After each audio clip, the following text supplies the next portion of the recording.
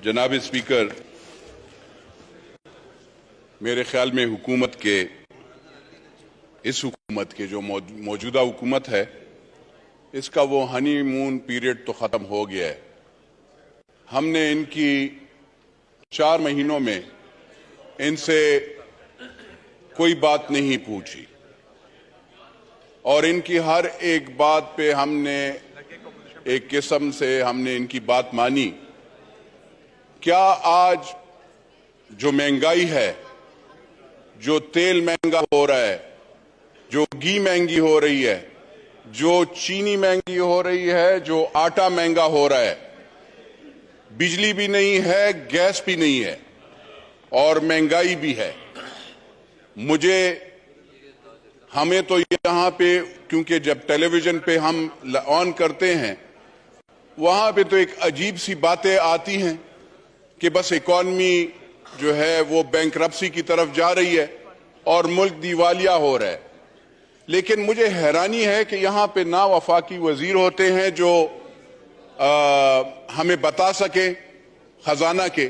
Prime minister साहब पे तो हमारा वो होता है, वो तो आ जाते हैं, लेकिन वजीर खजाना को आप क्यों नहीं बुलाते और उनसे ये पूछते कि ये इकॉनमी का क्या हाल है, क्या नहीं है, बिजली क्यों महंगी हो रही है, IMF के साथ पिछले मुआहदे क्यों यहाँ पे कौमी असेंबली में पेश नहीं किए जा रहे। अगर पिछली हुकूमत ने किए तो उसको यहाँ पे कौमी असेंबली में आप पेश करें। लेकिन बदकिस्मती से पहले की तरह आप भी सर वैसे ही खामोशी दिखा रहे हैं। तो आप इस पे रूलिंग दे सर। हमारी वो होगी कि आप इस हुकूमत से जो मौजूदा है इनसे मांगे कि वो जो पिछले मुआहदे हुए थे, अगर पिछली हुकूमत वालों ने किए हैं IMF के साथ, वर्ल्ड बैंक के साथ, वो सारी यहाँ पे कौमी असेंबली में वो। दूसरी बात ये है सर, कल 6 जवान हमारे शहीद हुए हैं बलोचिस्तान में। सिविलियन भी सर पाकिस्तानी है। 6 पाकिस्तानी शहीद हुए हैं। ठीक है सर, 6 पाकिस्तानी शहीद हुए हैं। रोजमर्रा वहां से अफगानिस्तान की तरफ से अटैक हो रहा है। क्या मुझे वजीर दिफा साहब और जो वजीर खारजा साहब हैं वो बता सकते हैं कि इनकी क्या खारजा पॉलिसी नाकाम है या वो खराब है कि वहां से अटैक होता है और हमारे जो लोग शहीद हो रहे हैं उसका कोई हिसाब किताब नहीं है। तीसरी बात, यहां पे मैं वजीर दाखिला साहब की मैं हैरान रहा। इन्होंने कहा कि जी साइबर क्राइम और वो कुत्तों के काटने की वो बात की। यहां पे तो स्टेजों से काटे जा रहे हैं। वो लीडर कुछ लीडरान तो स्टेज से काटते हैं, झूठे इल्जामात लगाते हैं। क्या आपने उन झूठे लीडरान के खिलाफ कुछ किया? मैं तो as a public accounts committee chairman कहता हूं कि मैंने जितने केसेस नैब को भिजवाए हैं, मैंने जितने केसेस FIA को भिजवाए हैं करप्शन के, वो स्लो प्रोग्रेस में है, उसमें कुछ भी नहीं हो रहा। मुझे बताएं सर, मैं क्या करूं? मेरा काम है कि मैं एक चोरी को पकड़ूं और उसको नैब या FIA को हवाले करूं, चाहे वो खैबर पुख्तूनख्वा में हो, चाहे वो किसी में भी हो। लेकिन किसी का ये ख्याल नहीं करते। बदकिस्मती से मैंने देखा सर, अगर मैंने BRT का भेजा है, बाकायदा वहां पे उसमें जाली बैंक वो था, बाकायदा उसमें हर चीज सर, बैंक गारंटी, वो जो क्या कहते हैं कॉन्ट्रैक्टर भी ब्लैक लिस्टेड, पैसे वहां पे निकाले गए हैं। चाहे वो बिलियन ट्री हो, ट्रिलियन ट्री हो, सब में वो है।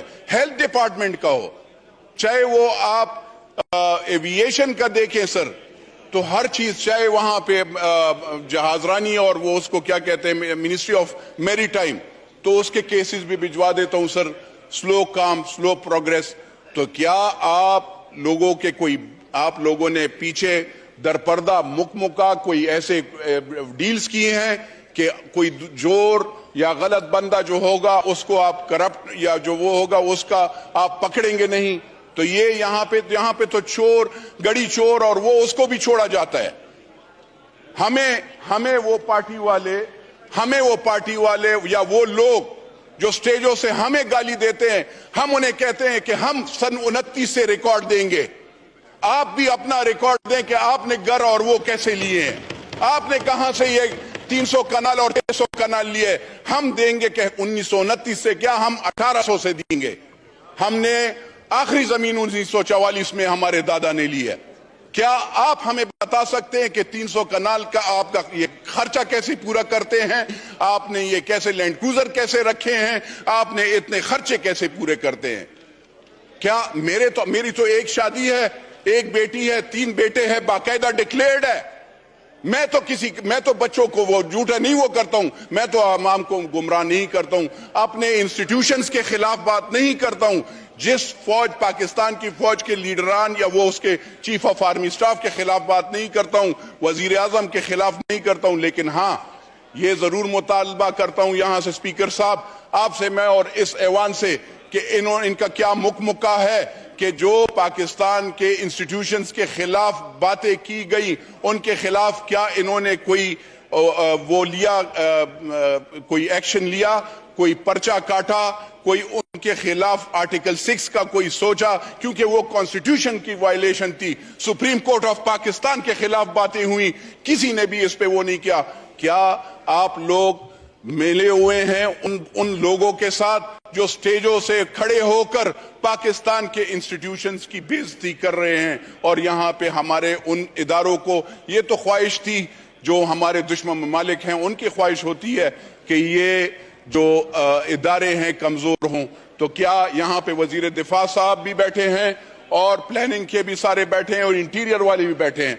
मैं ये पूछना चाहूंगा सर कि क्या इन्होंने क्या एक्शन लिया उन लोगों के खिलाफ जिन्होंने पाकिस्तान के इंस्टीट्यूशन को नहीं बख्शा, जो कि दुश्मन ममालिक के आलाकार बने हुए हैं यहां पाकिस्तान में बैठकर और उनको लोगों को गुमराह कर रहे हैं? उस लिहाज से तीसरा, मैं आज भी चैलेंज करता हूं उस बंदे को और उन बंदों को कि हम आए, हमारी अकाउंटेबिलिटी आप करें, बिल्कुल करें। आपकी खैबर पुख्तूनख्वा में हुकूमत है, आप देखें कि कहां पे नूर आलम ने या नूर आलम के खानदान ने कोई किसी से जबरदस्ती जमीन ली हो, कहीं पे जमीन कोई वो किया हो, खरीदा हो, तो बता दे। कोई करप्शन की हो, आपको हम चैलेंज देते हैं और आप भी हमारी चैलेंज एक्सेप्ट करें। हम तो आपको बताते हैं कि हमारे बाप दादा की इनहेरिटेड जमीन है।